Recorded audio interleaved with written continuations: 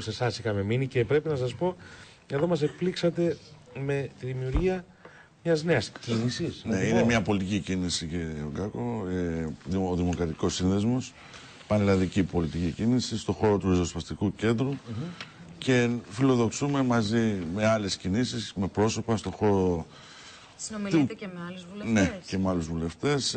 Όλων των κομμάτων, κύριε Οικονόμου. Όχι. Το στίγμα μας είναι στον χώρο του ριζοσπαστικού κέντρου, της κεντροαριστεράς, της σοσιαλδημοκρατίας. Δυνάμεις δηλαδή που μπορούν να συμπτύξουν μια συμμαχία και να παρεύουν με τρόπο συντεταγμένο στα πολιτικά ζητήματα του τόπου. Η προσπάθεια να διαμορφωθεί ένας δικομματισμός γίνεται. Έγινε και το 12, έγινε και το 14 ευρωεκλογές. Βλέπετε κι εσείς, σε επίπεδο κάλπης τώρα μιλάω, σχεδόν το μισό εκλογικό σώμα δεν συντάσσεται πλέον πίσω από τους δύο μονομάχους. Θεωρεί δηλαδή αυτή την προσπάθεια να ξαναφτιαχτεί ένας δικομματισμός μεταξύ Νέας Δημοκρατίας και ΣΥΡΙΖΑ μια γραφικότητα του παρελθόντος. Και βλέπετε ότι το μισό εκλογικό σώμα, δεν λέω για τις ευρωεκλογές, ακόμα και τις εθνικές εκλογές του 12 του Ιουνίου που ήταν πολλωμένες, δεν συντάσσεται πίσω. Θέλει άλλες διεξόδους, ψάχνει άλλες εναλλακτικές και νομίζω ότι. Η ερώτηση είναι αυτή, μου δώσατε τώρα την μπάσα. Τι είναι αυτό το διαφορετικό που πρεσβεύει αυτή? Ποιο είναι το διαφορετικό λοιπόν? Ποιο είναι το εναλλακτικό? Δηλαδή ξέρουμε τη Νέα Δημοκρατία πρεσβεύει αυτά. Το Πασόκ αυτά, ο ΣΥΡΙΖΑ αυτά. Δηλαδή νομίζω, πιστεύω ο μέσος πολίτης όταν ακούει για έμφυα φορολόγηση υπέρμετρη και άδικη, και όταν ας πούμε μιλήσουμε ότι θα χτυπήσουν τη φοροδιαφυγή, και αυτό είναι το πιο σύντομο ανέκδοτο στη χώρα, γιατί το έχει ακούσει επανειλημμένες φορές σε δεκάδες εκλογικές αναμετρήσεις και είναι το σλόγγαν που πέφτει και δεν γίνεται μετά, με μεγάλες ευθύνες, κύριε Πλεύρη, όλων των κομμάτων και των κυβερνήσεων τα τελευταία 40 χρόνια. Λοιπόν, αγαναχτεί και λέει αυτό το σύστημα το οποίο δεν εφαρμόζει αυτά που λέει και εξαγγέλει. Δεν παίρνει από τον έχοντα και κατέχοντα που λέγαμε κάποτε. Τι προτείνετε εσείς? Τι προτείνουμε?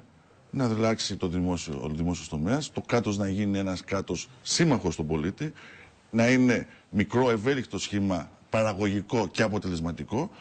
Κάτι είπατε για 5.000 εφοριακούς. Από το να έχω 5.000 αγροφύλακες ίσως κάποτε, ας βάλω, να σας ενισχύσω αυτό το μηχανισμό που να πάει να ελέγξει αυτό το πλούτο που υπάρχει στη χώρα. Προσέχτε, άμα ανοίξετε τις είναι μεσαίες. του Βασίλη αυτή η πολιτική κίνηση, γιατί βλέπω τον τίτλο, μην μας επιπλήξετε κι εσείς. Εντάξει, συμμετέχω κι εγώ, είμαι συντονιστής σε αυτή την κίνηση. Αλλά σας λέω ότι δεν είναι προσωπική η προσπάθεια, είναι μια συλλογική προσπάθεια και είναι από πολλούς.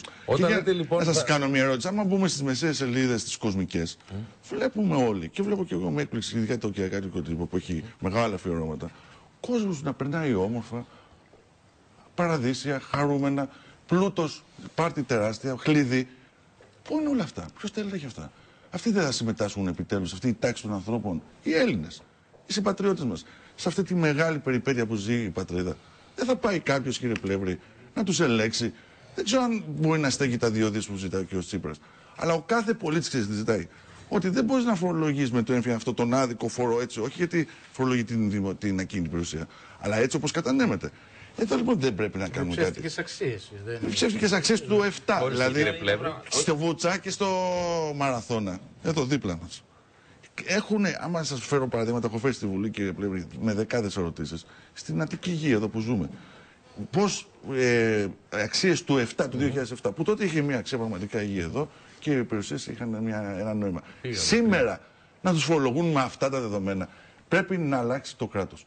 Και να μην πάμε, κύριε Τσουκαλά, στο άλλο άκρο και να λέμε δίνουμε παροχές, γιατί να σας πω κάτι, η ανθρωπιστική κρίση υπάρχει στη χώρα. Είναι δεδομένη. Καλά, αυτό δεν να αντιμετωπίσουμε λοιπόν και τις οικογένειες που δεν έχουν το ρεύμα ή που δεν έχουν να ζήσουν και το φαγητό τους.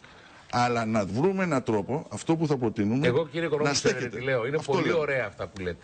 Και τόσα χρόνια και εσείς σε σχηματισμούς πολιτικούς κτλ. Προσπαθούμε να τα καθίστε κάτω όλοι μαζί. Ξέρω εγώ. Αυτό πάμε να κάνουμε. Αυτό πάμε να κάνουμε. Να σας πω κάτι.